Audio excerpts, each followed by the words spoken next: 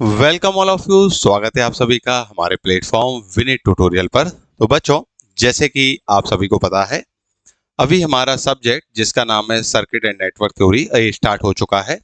और इस सब्जेक्ट में हम सिलेबस का वीडियो, जिसमें हमने देखा था कि इस पूरे सब्जेक्ट में हम आपको क्या क्या प्रोवाइड करने वाले हैं, जिसमें हमने देखा था इस सब्जेक्ट का ब्रीफ इंट्रोडक्शन जो हमने लास्ट क्लास में देखा था। आज की क्लास से हम फर्स्ट यूनिट स्टार्ट करने वाले हैं। और फर्स्ट यूनिट जिसका नाम है डीसी नेटवर्क एनालिसिस, और इस यूनिट का जो वेटेज है वो है 14 मार्क्स, 14 नंबर की यूनिट आपके एग्जाम में आती है।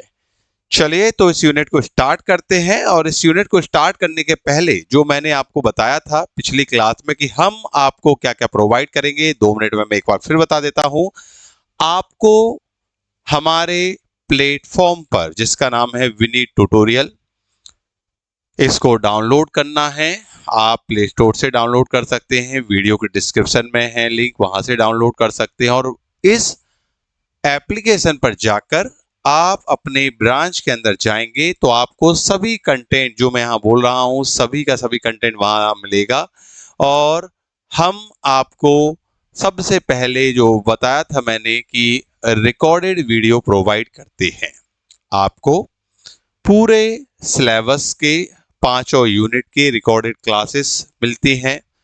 सेकंड, आपको रिवीजन वीडियो मिलते हैं, रिवीजन क्रैश कोर्स, जो मैंने आपको पिछली क्लास में एक आइडिया दिया था, मैं फिर से एक बार थोड़ा सा आपको बता देता हूं। रिकॉर्डेड लेक्चर ये आपको सभी मिलते हैं।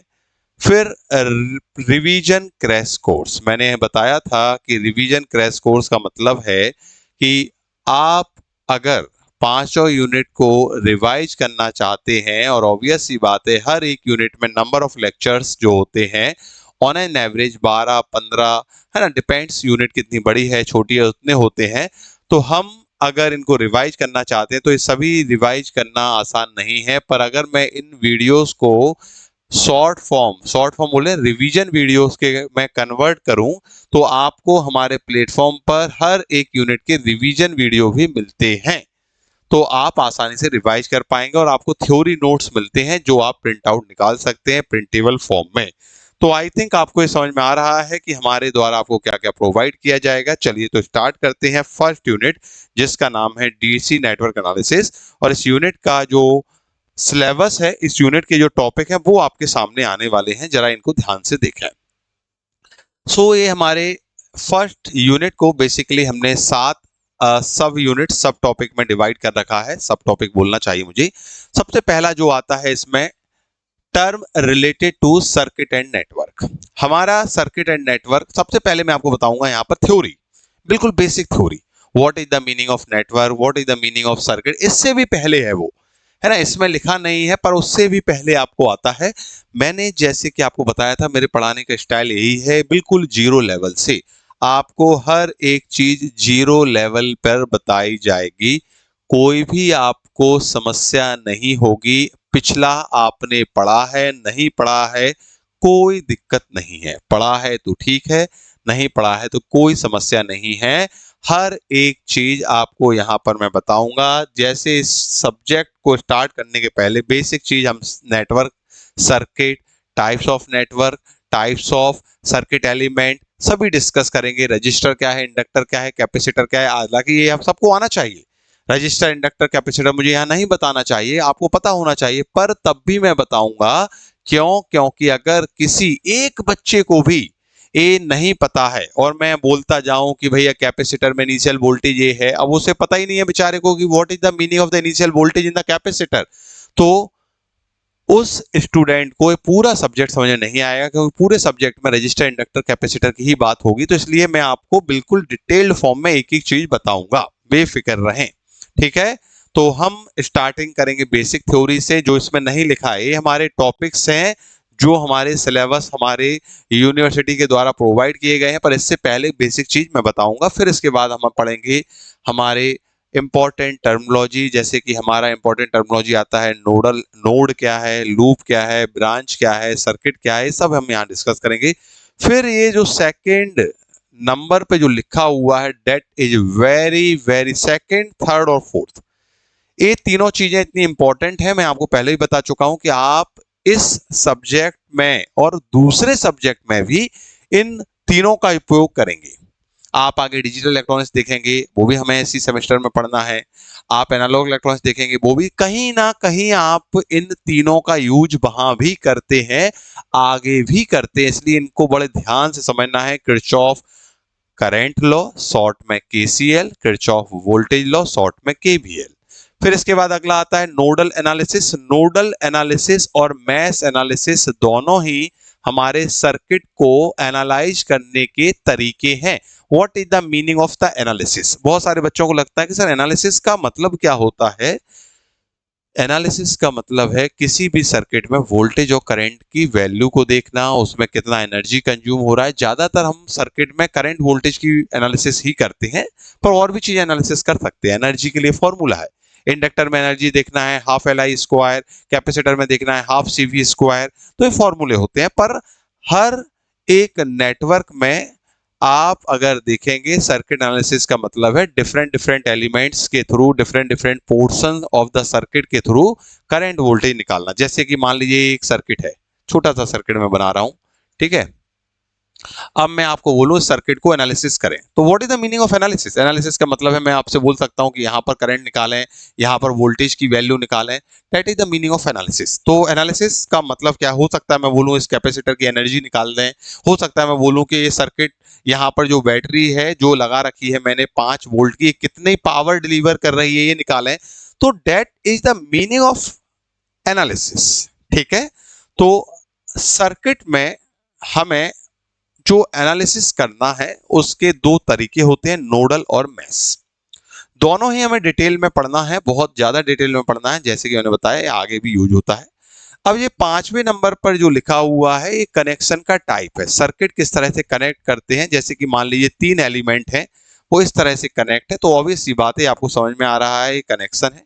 या तीनों एलिमेंट अगर मान लेते इस तरह से कनेक्ट है, तो स्टार डेल्टा कनेक्शन इसको बोलते हैं। ए है, यहाँ पर रजिस्टर की जगह कैपेसिटर हो सकता है, इंडक्टर हो सकता है, कुछ भी हो सकता है। तो ये कनेक्शन के टाइप है, आप देख रहे हो स्टार डेल्टा, देख रहे हो आप स्टार डेल्टा कनेक्शन के टाइप है। तो ये हमें 5th में पढ़ना है, स्टार से डेल्टा, डेल्टा से स्टार में कन्वर्जन कैसे होता है, फॉर्मूले क्या है, और ये इंपॉर्टेंट है आपके एग्जाम में, ये आता है, इंपॉर्टेंट है। अब ये 6वें नंबर पे जो लिखा हुआ है conversion of voltage and current source and voltage to current, current को वोल्टेज सोर्स में और वोल्टेज को करंट सोर्स में कन्वर्ट कैसे करते हैं। तो पहले तो मैं आपको बताऊंगा what is the meaning of current source and voltage source. बहुत सारे बच्चों को ये पता होगा कि करंट सोर्स का मतलब क्या है, करंट सोर्स का सिंबल क्या होता है, करंट सोर्स कितने टाइप के हैं, वोल्टेज सोर्स क्या है, इसका सिंबल क्या है, कितने टाइप के हैं, पर बहुत सारे बच्चों को ये नहीं पता है। बिल्कुल बेफिक्र रहे, मैं आपको पहले करंट सोर्स वोल्टेज सोर्स के बताऊंगा, आइडियल करंट सोर्स क्या होता है, आइडियल वोल्टेज सोर्स क्या है, ये इंपॉर्टेंट है। Ideal current source voltage source हमारे सिलेबस में बहुत इंपॉर्टेंट है, क्वेश्चन कभी कभी इस पे आता है।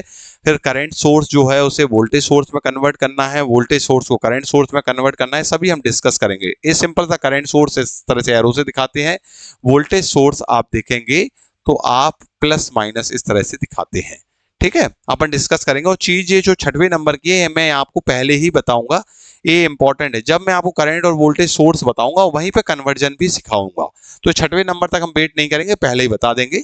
सिलेबस में चीजें आगे पीछे होती हैं, पर जो एक्चुअल टीचर है उसे पता है। मैं पिछले लगभग 12 साल से सब्जेक्ट पढ़ा रहा हूं, तो आप बिल्कुल बेफिक्र रहें, मुझे हर एक चीज पता है, कौन सी चीज स्टूडेंट को कहां पर बतानी है। अगर सही तरीके से एक मूवी हम जब देखते हैं, तो एक मूवी आप जब देखते हो तो उसमें अगर आपको बोरियत नहीं हो रही है, flow of the movie is proper. Proper का मतलब क्या है? हर एक चीज अपने जगह पर होना, सीक्वेंस सही होना। अगर उस मूवी में फ्लो सही है तो आप मूवी से बंधे रहते हो, बोर नहीं होते। ऐसे ही ये पढ़ाने का तरीका, टीचर एक्सपीरियंस रहते हैं तो उन्हें पता है ना, पिछले 12 सालों से पढ़ा रहा हूं, तो बहुत सारी चीजें हर एक टीचर सीखता है, समझता है कि ये चीज जो हमने बच्चों को पढ़ाई है इस तरह से बेहतर ए है, इससे स्टूडेंट्स को जल्दी समझ में आएगा। ये स्टूडेंट के साथ साथ टीचर भी सीखते हैं, है ना, आपको पता होगा, नहीं पता है, टीचर भी साथ साथ सीखते हैं। और एक अच्छा टीचर जीवन पर्यंत सीखता है। कोई ऐसा नहीं बोल सकता मैं 12 साल से सब्जेक्ट पढ़ा रहा हूं, और कोई हो सकता है 25 साल से पढ़ा रहा हो, 50 साल से पढ़ा रहा हो, but no one can say कि ही और she is perfect in the subject. कोई भी परफेक्ट नहीं है, नो वन इज परफेक्ट। अगर कोई बोलता है कि वो सब्जेक्ट का मास्टर है, उसे पूरा सब्जेक्ट आता है, कहीं से कुछ भी पूछ लो, तो वो या तो झूठ बोल रहा है या उसे पता ही नहीं है कि चीजें कैसे होती हैं, क्योंकि किसी को नहीं पता है कि हर एक चीज 100% कितनी है ना, नो वन नोन। तो हर एक टीचर सीखता है स्टूडेंट के साथ भी, पर धीरे धीरे आपको जैसे ही एक्सपीरियंस होगा टीचर को, 1 2 साल 3 साल 5 साल 10 साल 15 साल, तो उसको इतना आइडिया लग जाएगा कि भाई स्टूडेंट्स को किस तरह से सिखाना है, और आप देखेंगे वो आपको मेरे टीचिंग में भी देखने को मिलेगा। और लास्ट जो 7 नंबर का जो टॉपिक है, that is the transient response. अगर इस टॉपिक की मैं बात करूं तो ये टॉपिक हमारे ये पहली यूनिट के अंदर नहीं आना चाहिए, है ना। हम जब इस टॉपिक को पढ़ेंगे तो आप देखेंगे ये टॉपिक बेसिक टॉपिक नहीं है। पहली यूनिट में जनरली हम बेसिक कॉन्सेप्ट की बात करते हैं, हम पहली यूनिट में जनरली बेसिक ऑफ सब्जेक्ट की बात करते हैं। और ट्रांजिएंट एनालिसिस, ट्रांजिएंट रिस्पॉन्स एक नेटवर्क का टफ टॉपिक है, ये हमारे नेटवर्क का, है ना। अगर कोई आपका पुराना स्टूडेंट आपका सीनियर हो, उससे पूछना, हमारे नेटवर्क में बहुत सारे टॉपिक हैं जो टफ लगते हैं, उनमें से एक है ट्रांजिएंट रिस्पॉन्स। मैं आपको डरा नहीं रहा हूं, बता रहा हूं। तो अगर इस टॉपिक को हम यहाँ कवर करेंगे तो यहाँ करेंगे, नहीं आगे कवर करेंगे। जनरली ये टॉपिक 3rd और 4th यूनिट में आना चाहिए। चलिए, तो अब हमने थोड़ा सा आइडिया ले लिया है फर्स्ट यूनिट में चीजें किस तरह से हम आगे कवर करने वाले हैं। अब हम यहाँ पर डिस्कस करते हैं बिल्कुल basic definition, that is the definition of network and circuit. This is the definition of network and this is the definition of circuit. तो आपको ये यहाँ पर समझ में भी आएगा what is the difference between network and circuit and what is this. तो देखें, अगर मैं आपको यहाँ पर ही बताऊं, बिल्कुल बेसिक सी बात बताऊं, देखें देखें ध्यान से देखें।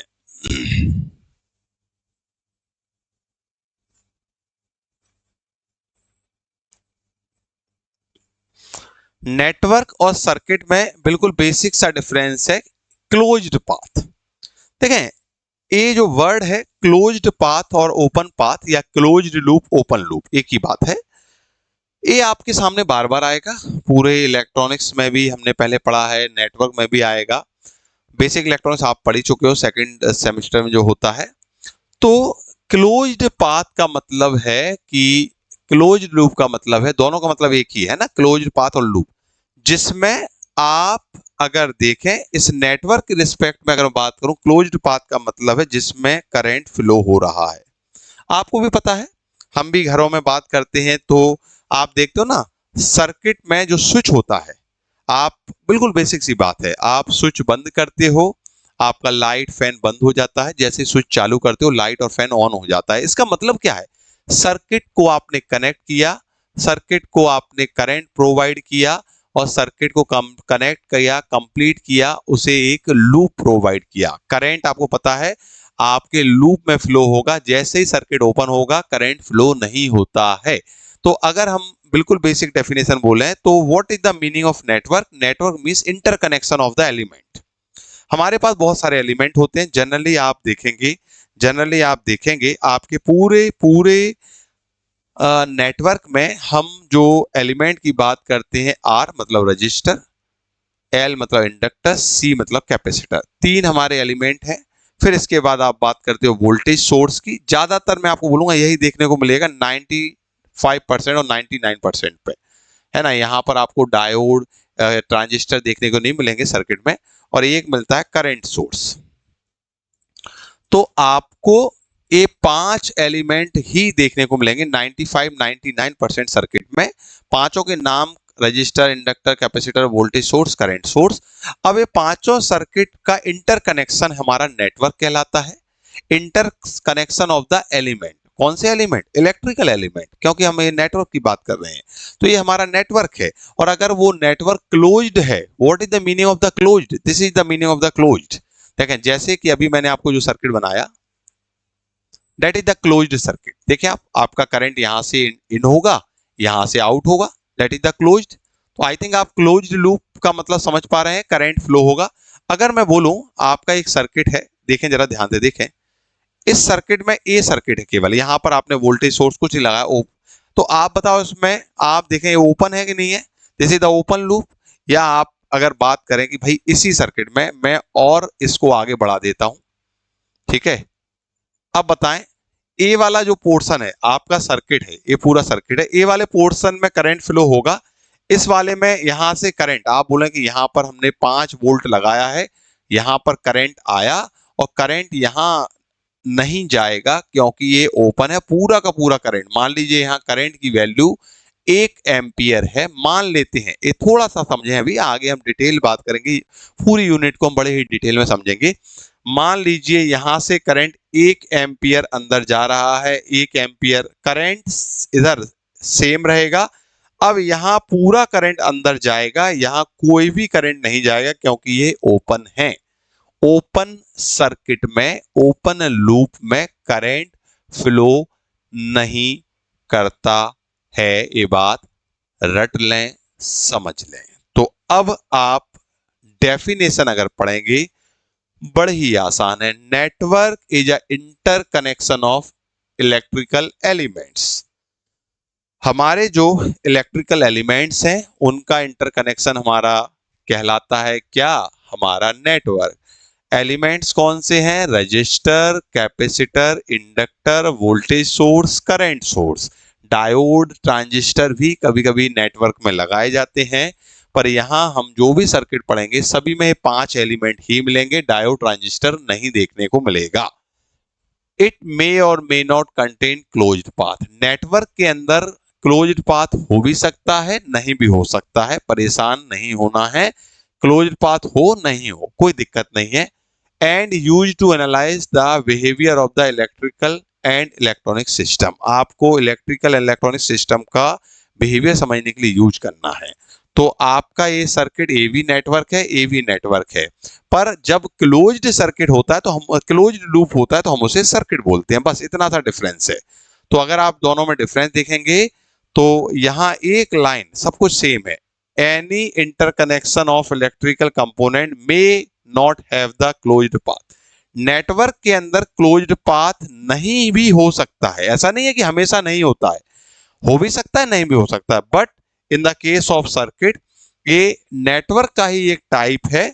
और इसका क्या कंडीशन है? इसकी कंडीशन है इसमें एटलीस्ट 1 क्लोज्ड लूप होना चाहिए, कम से कम एक क्लोज लूप होना चाहिए। तो अगर कोई ऐसा सर्किट है, जैसे कि एक सर्किट ए है, एक सर्किट ए है ना,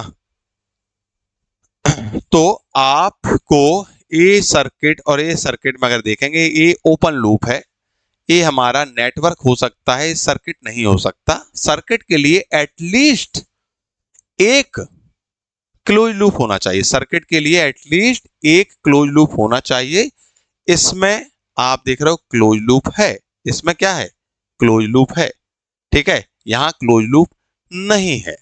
तो क्या समझे? हमें समझे कि नेटवर्क में क्लोज लूप हो भी सकता है। ये क्या सर, ये नेटवर्क नहीं है? ये भी नेटवर्क है, ये भी नेटवर्क, नेटवर्क दोनों है, पर ये सर्किट नहीं है। सर्किट में क्लोज लूप होना ही चाहिए कम से कम, ये क्लियर? तो आई थिंक आप मेरी बात समझ पा रहे होंगे, कोई समस्या नहीं है इसमें। अब हम आगे बढ़ें तो आगे आता है टाइप्स ऑफ नेटवर्क। देखें, मैं आपको बताऊं, यहाँ पर आप जो पढ़ रहे हैं, यहाँ पर टाइप्स ऑफ नेटवर्क के साथ साथ आप यहाँ पर टाइप्स ऑफ एलिमेंट भी पढ़ रहे हैं, क्योंकि नेटवर्क कितने टाइप के होंगे ये एलिमेंट्स पर डिपेंड करता है। आगे मैं आपको स्लाइड दिखाऊंगा और बोलूंगा कि हम ऑलरेडी इसे पढ़ चुके हैं। Is it okay? तो नेटवर्क कितने टाइप के होंगे उस पर डिपेंड करते हैं, उसमें एलिमेंट कौन से हैं। एलिमेंट की कैटेगरी, जो एलिमेंट हमारे नेटवर्क में लगाए गए हैं उन एलिमेंट के आधार पर ही हमारा नेटवर्क का टाइप क्रिएट होता है। जैसे पहला नेटवर्क का टाइप है एक्टिव एंड पैसिव नेटवर्क। बड़ा ही आसान सी बात है, ऐसे नेटवर्क जिनमें एक्टिव और पैसिव एलिमेंट होंगे। अगर एक्टिव है तो एक्टिव नेटवर्क, पैसिव है तो पैसिव नेटवर्क। तो अब आप बोलोगे सर एक्टिव एलिमेंट क्या होता है, पैसिव एलिमेंट क्या होता है? तो अब हमें समझना है एक्टिव एलिमेंट और पैसिव एलिमेंट का मतलब। तो आई थिंक आप मेरी बात समझ पा रहे होंगे कि नेटवर्क इस बात पर निर्भर है कि उसमें एलिमेंट्स कौन से लगे हैं, एक्टिव है कि पैसिव है। एलिमेंट का एक क्राइटेरिया है, एलिमेंट का क्लासिफिकेशन है। आगे चल के एलिमेंट के क्लासिफिकेशन होंगे, यूनिलैटरल एलिमेंट, बाइलैटरल एलिमेंट, आगे चल के एलिमेंट के क्लासिफिकेशन होंगे, लम्प्ड एलिमेंट, डिस्ट्रीब्यूटेड एलिमेंट। तो इसी के आधार पर नेटवर्क के क्लासिफिकेशन भी होंगे, अभी हम पढ़ने वाले हैं। तो आगे चल के आपको एलिमेंट की एक स्लाइड बताऊंगा मैं, है ना, टाइप्स ऑफ एलिमेंट बताऊंगा। टाइप्स ऑफ एलिमेंट अभी हम समझ रहे हैं, आगे चल के आप पढ़ लेना, आपको समझ में आ जाएगा, मैं बताऊंगा। ठीक है, चलिए तो अब हम आगे बढ़ते हैं। तो यहाँ पर हम बात करेंगे एक्टिव एलिमेंट क्या है। तो एक बात तो क्लियर है, अगर हमारे नेटवर्क में एक्टिव एलिमेंट होगा तो एक्टिव नेटवर्क होगा, अगर हमारे नेटवर्क में पैसिव एलिमेंट होगा तो पैसिव नेटवर्क होगा। एक्टिव एलिमेंट का सिंपल सा डेफिनेशन है जो एक्टिव हो। अरे सर ये क्या मतलब हुआ एक्टिव हो? एक्टिव हो का मतलब है जो एनर्जी दे और जो एनर्जी कंज्यूम करे वो पैसिव। सिंपल, जो सोर्स है, समझ पा रहे हैं, जो एज ए सोर्स काम करे वो हमारा कहलाता है क्या? वो हमारा कहलाता है एक्टिव। जो एज ए कंज्यूम सोर्स, जो एनर्जी को कंज्यूम करे, एनर्जी को कंज्यूम करना है, एनर्जी को आपको energy in the form of convert करे। जैसे रजिस्टर है वो एनर्जी को हीट के फॉर्म में कन्वर्ट करेगा। तो इस तरह से चीजें जो होंगी, ध्यान से देखें, वो क्या होंगी? वो हमारी कहलाएंगी पैसिव एलिमेंट। क्लियर?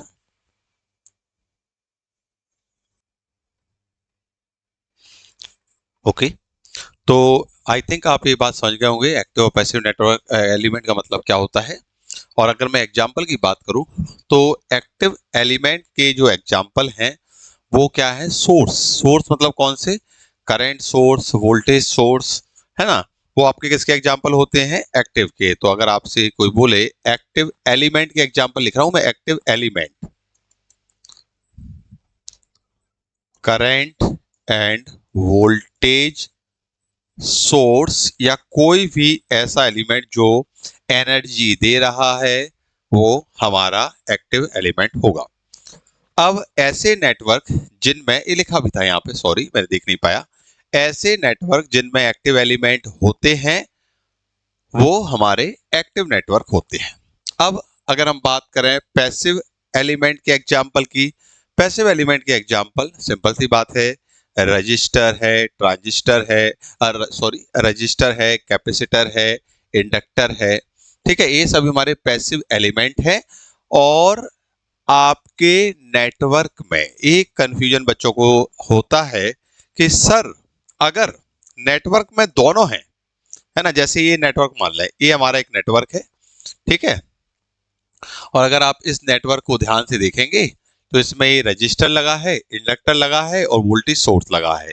तो सर इसमें तो ये पैसिव है और ये एक्टिव है, तो ये कौन सा नेटवर्क होगा? अरे बच्चे, अगर सर्किट में दो नहीं 50 पैसिव एलिमेंट हो और एक भी एक्टिव एलिमेंट हो तो वो सर्किट एक्टिव नेटवर्क होगा, एक्टिव एलिमेंट के कारण। तो कुल मिला के पैसिव एलिमेंट के साथ एक्टिव भी होगा तो एक्टिव, और केवल पैसिव होंगे, केवल only passive, then it will be only passive network. Is it okay? केवल पैसिव नेटवर्क होगा कब? जब पैसिव एलिमेंट हो, और पैसिव के साथ साथ अगर एक्टिव भी है तो एक्टिव एलिमेंट हो जाएगा। तो आई थिंक ये क्लियर है। ठीक है, अब उसमें पैसिव नेटवर्क में आर और सी हो, आर एल सी हो, केवल एल सी हो, कुछ भी हो सकता है। चलिए, इंडक्टर कैपेसिटर बहुत सारे स्टूडेंट को लगता है, अपन डिस्कस करेंगे आगे, जब वो चार्ज होता है तो कैसे बिहेव करता है, एक्टिव की पैसिव डिस्कस करेंगे। अगला आता है linear and non linear network. Again the same thing, linear और नॉन लीनियर हमारे एलिमेंट होते हैं और उन एलिमेंट के बेस पर वो नेटवर्क बनते हैं। जैसे कि अगर मैं एलिमेंट की बात करूं, ध्यान से सुनना, वोल्टेज और करंट में रिलेशन बता रहा हूं। This is the voltage and this is the current. ध्यान से देखें, तो वोल्टेज बढ़ने के साथ करंट लीनियरली बढ़ रहा है, तो ऑब्वियस सी बात है, ये आपको समझ में आ रहा है, that is the linear relation between voltage and current. Voltage और करंट में कैसा रिलेशन है? लीनियर रिलेशन है। वोल्टेज बढ़ने के साथ करंट बढ़ रहा है। अगर मैं आपको बोलूं कि भाई ये वोल्टेज और करंट में किस तरह का रिलेशन है, आप बोलोगे सर ये बोलने वाली बात है, this is the non linear, ये पैराबोलिक रिलेशन है। तो क्या समझा हमने? ध्यान से सुने, मैं बहुत इंपॉर्टेंट बात बता रहा हूं, मैं पहले भी बोल चुका हूं, वापस से बोल रहा हूं कि हमारे जो नेटवर्क के क्लासिफिकेशन है ये एलिमेंट के क्लासिफिकेशन पर डिपेंड करते हैं। आगे चल के आपको एलिमेंट का क्लासिफिकेशन भी आएगा, वो आपको केवल और केवल स्लाइड आपको होगी, आप समझ जाएंगे अपने आप ही, क्योंकि आप यहाँ पर एलिमेंट का क्लासिफिकेशन पढ़ रहे हैं, उसी के बेस पर आपका नेटवर्क का क्लासिफिकेशन है। तो यहां हमने क्या देखा कि वोल्टेज करंट के साथ लीनियरली रिलेशन रखता है, तो ये लीनियर ऐसे एलिमेंट जो ए कैटेगरी के होते हैं, इस तरह का वोल्टेज करंट रिलेशन दिखाते हैं, वो लीनियर होते हैं। और नॉन लीनियर कुछ भी हो सकता है, ये हमारा पैराबोलिक है। कुल मिला के वोल्टेज और करंट में नॉन लीनियर रिलेशन होना चाहिए, तो वो नॉन लीनियर एलिमेंट कहलाते हैं, और ये हम ओम्स लॉ के द्वारा बताते हैं। तो और अगर मैं शॉर्ट में बोलूं तो ऐसे एलिमेंट जो ओम्स लॉ को फॉलो करते हैं वो लीनियर कहलाते हैं, और जो ओम्स लॉ को फॉलो नहीं करते हैं वो नॉन लीनियर कहलाते हैं। जो लीनियर एलिमेंट होते हैं उन पर सुपरपोजिशन थ्योरम लगती है, जो नॉन लीनियर होते हैं उन पर सुपरपोजिशन काम नहीं करता है। अब आप बोलो सर ये सुपरपोजिशन क्या है? सुपरपोजिशन थ्योरम जो है हम सेकेंड यूनिट में सबसे पहले नंबर पर पढ़ेंगे। ठीक है, थ्योरम मैंने आपको बताई थी। तो आई थिंक आपको एक बात एकदम क्लियर हो गई होगी। मैं फिर से एक बात को जो मैंने अभी समझाया उसे दो लाइन में कवर करूंगा। जब वोल्टेज और करंट में लीनियर रिलेशन हो किसी भी एलिमेंट के लिए, वो लीनियर एलिमेंट कहलाता है। अगर वोल्टेज करंट में लीनियर रिलेशन नहीं है तो वो नॉन लीनियर एलिमेंट कहलाता है। लीनियर रिलेशन को हम ओम्स लॉ भी कहते हैं, तो आप इसको शॉर्ट में बोल सकते हो, अगर एलिमेंट ओम्स लॉ को फॉलो कर रहा है तो वो लीनियर है, और फॉलो नहीं कर रहा है तो नॉन लीनियर है। आप इसको इस तरह से भी बोलते हो कि जो लीनियर एलिमेंट हैं उन पर सुपरपोजिशन काम करेगा। तो अगर ऐसा बोला जाए कि भाई सुपरपोजिशन लगाया है तो डेफिनेट बात है वो लीनियर होगा सर्किट नेटवर्क, अगर सुपरपोजिशन नहीं लगा सकते तो नॉन लीनियर होगा। ठीक है, यही यहां पर लिखा है। नॉन लीनियर जे आपको साफ साफ दिख रहा है, और नॉन लीनियर के केस में आपके सामने जो ग्राफ बना है वो पैराबोलिक है। ऐसा नहीं है कि पैराबोलिक ही होता है, नॉन लीनियर का ग्राफ कैसे भी हो सकता है। ये वोल्टेज और करंट, ये आपका इस तरह का ग्राफ हो सकता है नॉन लीनियर का, that is also known linear. तो नॉन लीनियर ग्राफ मतलब वोल्टेज के साथ करंट एकदम लीनियर नहीं है। तो अब आप अगर पढ़ेंगे लीनियर नेटवर्क का मतलब क्या है, लीनियर नेटवर्क का मतलब है कि सभी के सभी एलिमेंट लीनियर होना चाहिए। जितने भी एलिमेंट है, अगर उसमें 100 लीनियर एलिमेंट है और एक भी नॉन लीनियर आ गया तो वो नॉन लीनियर कहलाएगा। नॉन लीनियर और लीनियर के एग्जाम्पल की बात करें तो नॉन लीनियर का एग्जाम्पल हमारा जो होता है डायोड और ट्रांजिस्टर नॉन लीनियर होते हैं। नॉन लीनियर इनका रिलेशन इस तरह से दिखता है डायोड का। ये जो आपके सामने जो ग्राफ बना है डायोड के लिए बना है। Is it okay? तो नॉन लीनियर का डायोड का ग्राफ ऐसे दिखता है, और हमारे जो लीनियर है आप देखेंगे रजिस्टर है वो हमारे लीनियर की कैटेगरी में आता है। तो आई थिंक आप समझ पा रहे होंगे डेफिनेशन पढ़ के, all element obey the Ohm's law and superposition apply. किस पर? लीनियर नेटवर्क पर। Example network only register and linear components, केवल लीनियर कंपोनेंट्स और रजिस्टर है तो हम उसे लीनियर नेटवर्क बोलेंगे। और नॉन लीनियर में क्या होता है, that do not have the linear voltage current relation, जिसमें वोल्टेज और करंट में लीनियर रिलेशन नहीं होता है, या not obey the Ohm's law. इसके आगे आप चाहे तो लिख सकते हैं, जरूरत नहीं है पर लिख लें, है ना। ये ऐसे होते हैं जो नॉट ओबे, ओबे मतलब फॉलो, ओम्स लॉ, जो ओम्स लॉ को फॉलो नहीं करते हैं। आई थिंक ये समझ में आ गया होगा। और इसके एग्जाम्पल है डायोड और ट्रांजिस्टर, ये डायोड का ग्राफ है।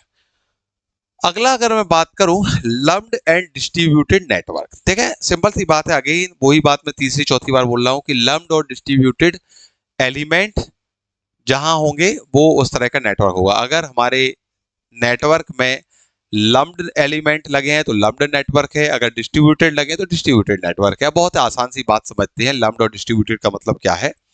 ये एक वायर का आपके पास एक टुकड़ा है, पीस ऑफ द वायर आपके पास है, वायर है ना। अब आपने देखा होगा कि हम अगर रजिस्टर की बात करें तो हम रजिस्टर इस तरह से बताते हैं, सेंट्रलाइज्ड बताते हैं। ये वायर जो रजिस्टर प्रॉपर्टी, रेजिस्टेंस प्रॉपर्टी को दिखाता है, तो रेजिस्टेंस मतलब करंट के फ्लो का अपोज करना।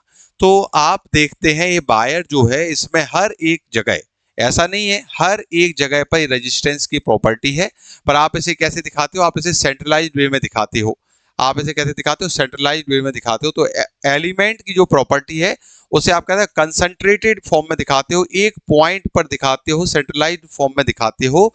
तो ये क्या है, ये हमारा लम्प्ड एलिमेंट है। लम्प्ड एलिमेंट जहां होंगे वो लम्प्ड नेटवर्क होगा। वापस से बोलता हूं, हमारे जो कैटेगरी है, चाहे वो आर हो, एल हो, सी हो, वो पूरे लेंथ के अक्रॉस स्प्रेड होता है। रेजिस्टेंस एक जगह नहीं है। आपको अगर यहां देखें, यहां पर केवल रेजिस्टेंस दिख रहा है, रेजिस्टेंस केवल एक जगह नहीं है, रेजिस्टेंस पूरे लेंथ के अक्रॉस है। पर आपने कहां दिखाया है, केवल यहां दिखाया है, सेंट्रलाइज दिखाया है, कंसंट्रेटेड बोल सकते हो, एक पॉइंट पर बता सकते हो। तो ये कौन सा कैटेगरी है, that is the lumped network. Is it okay? ये क्या है, लम्प्ड नेटवर्क की कैटेगरी है। और यही अगर हम बोलें कि हमारे जो पैरामीटर वो स्प्रेड है, फैले हुए हैं ओवर द लेंथ, पूरे लेंथ पर, तो उसे क्या बोलोगे आप, उसे बोलोगे डिस्ट्रीब्यूटेड नेटवर्क। ऐसे नेटवर्क जो डिस्ट्रीब्यूटेड नेटवर्क है उन्हें हम डिस्ट्रीब्यूटेड बोलेंगे। तो आई थिंक ये आपको क्लियर हो रहा होगा। एंड और अगर हम लो फ्रिक्वेंसी सर्किट की बात करें तो हम वहां लम्प्ड का यूज करते हैं, लम्प्ड नेटवर्क का यूज करते हैं। और हाई फ्रिक्वेंसी, जैसे कि इसका बेस्ट एग्जांपल है ट्रांसमिशन लाइन। आप देखते हैं ट्रांसमिशन लाइन की लेंथ बहुत है, ट्रांसमिशन लाइन हाई फ्रिक्वेंसी पे काम करता है। हाई फ्रिक्वेंसी के केस में आप सेंट्रलाइज्ड कंसंट्रेट की बात नहीं करते हैं, आप बात करते हैं कि आपका जो भी है आरएलसी पूरे लेंथ के अक्रॉस स्प्रेड है। आई होप आपको बात समझ में आ रही होगी, कोई ज्यादा बड़ी बात इसमें नहीं है, बहुत ही बेसिक सी बात है। अब हम बात करें यूनिलेटरल एंड बाइलेटरल नेटवर्क। ध्यान से देखें, 1 मिनट।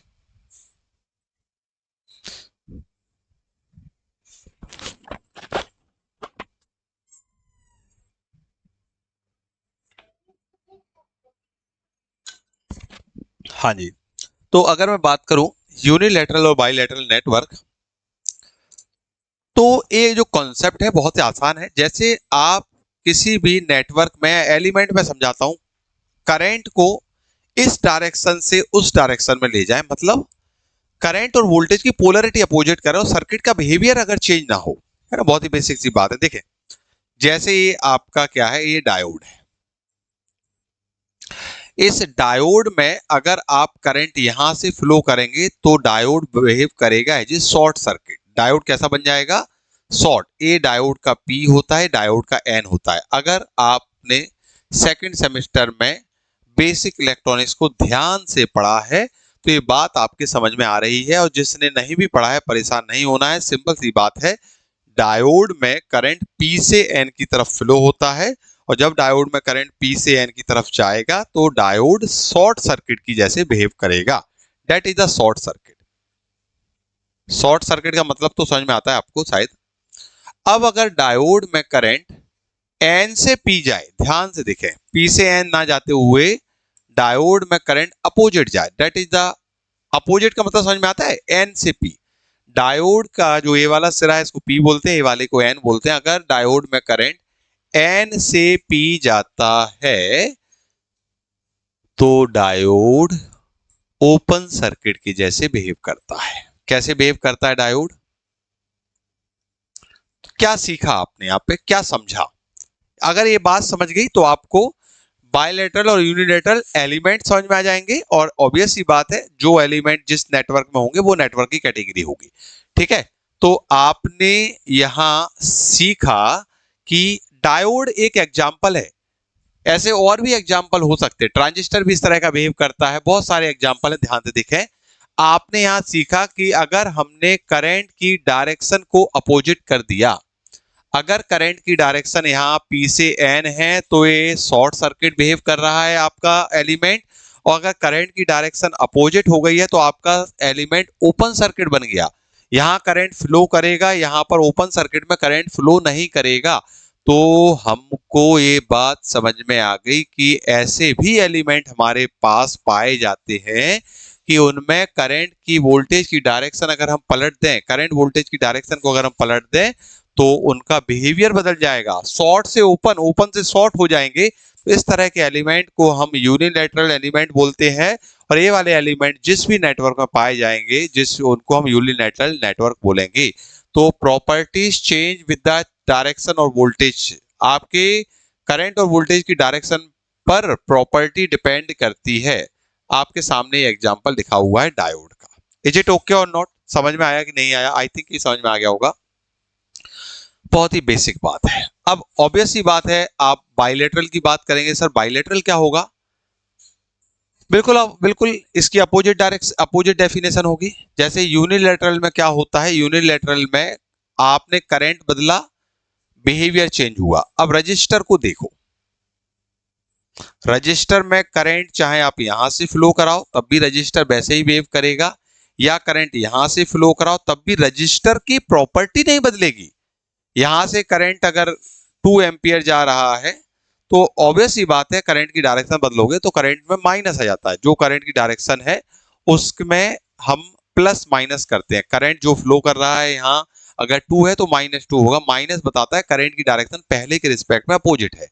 ये डायरेक्शन भी बहुत इंपॉर्टेंट है। पूरा नेटवर्क पढ़ने के बाद भी बहुत सारे स्टूडेंट्स को ये बात समझ नहीं आती कि सर वोल्टेज और करंट की डायरेक्शन अपोजिट है, इसका मतलब क्या है? सब कुछ हम धीरे धीरे समझेंगे, परेशान नहीं होना है। चीजों को हम बिल्कुल स्टेप बाय स्टेप समझेंगे। अगर आपको ये समझ में आ रहा है तो वो भी समझ में आएगा आगे, ठीक है क्या? चलिए, तो आई थिंक आपको ये डेफिनेशन क्लियर हो गई होगी कि what is the meaning of bilateral network. Bilateral network का मतलब है करंट की और वोल्टेज की डायरेक्शन आप बदल भी दो तब भी सर्किट के बिहेवियर में कोई चेंज नहीं आएगा। Is it okay? ठीक है। अब हम आगे बात करें तो हमारा जो नेटवर्क है वो डीसी और एसी नेटवर्क, ठीक है। नेटवर्क की अगली कैटेगरी है, लास्ट कैटेगरी है, और इसको मैं आपको थोड़ा सा आइडिया दूंगा, ज्यादा डिटेल आइडिया इसलिए नहीं दूंगा क्योंकि हमारे एसी नेटवर्क में हमें पूरी यूनिट नंबर 3 पढ़नी है और डीसी आप अभी पहली और दूसरी यूनिट पढ़ेंगे। तो बड़े ही आसान है, ऐसे सर्किट जिनमें केवल हम डीसी सोर्स अप्लाई करते हैं वो डीसी नेटवर्क होते हैं, और अगर आप उनमें एसी अप्लाई करेंगे तो एसी नेटवर्क हो जाएंगे। तो एक बात मैं बार बार बोल रहा हूँ, एसी नेटवर्क का मतलब ये नहीं कि प्योर एसी, एसी और डीसी दोनों हो सकते हैं, डीसी में प्योर डीसी चाहिए। तो अगर आपके नेटवर्क में एसी है तो वो एसी नेटवर्क है, डीसी है प्योर तो डीसी नेटवर्क है। तो बहुत ही आसान है, हमारे सर्किट में क्या वोल्टेज सोर्स और करंट सोर्स लगा है, कैटेगरी 2 है, मैंने आपको बताया है एसी और डीसी। तो आई थिंक आप यहां तक समझ गए होंगे कि भाई क्या हमारे नेटवर्क के टाइप है, और मैंने आपको बहुत अच्छी तरह से ये बात समझाई है कि नेटवर्क के टाइप आपके नेटवर्क के अंदर जो एलिमेंट लगे हैं उनके टाइप पर डिपेंड करेगा। नेटवर्क के टाइप आपके एलिमेंट के टाइप पर डिपेंड करेगा। एलिमेंट अगर आपका यहाँ लीनियर है, लीनियर नेटवर्क, नॉन लीनियर है, नॉन लीनियर नेटवर्क होगा, ठीक है। लम्प्ड है तो लम्प्ड नेटवर्क होगा, डिस्ट्रीब्यूटेड है तो डिस्ट्रीब्यूटेड नेटवर्क होगा, बाइलेटरल, यूनिलैटरल, डीसी, एसी। तो कुल मिला के आपके एलिमेंट कैसे लगे उस पर नेटवर्क डिपेंड करता है। तो यहाँ पर आप टाइप्स ऑफ एलिमेंट भी समझ गए, सीख गए।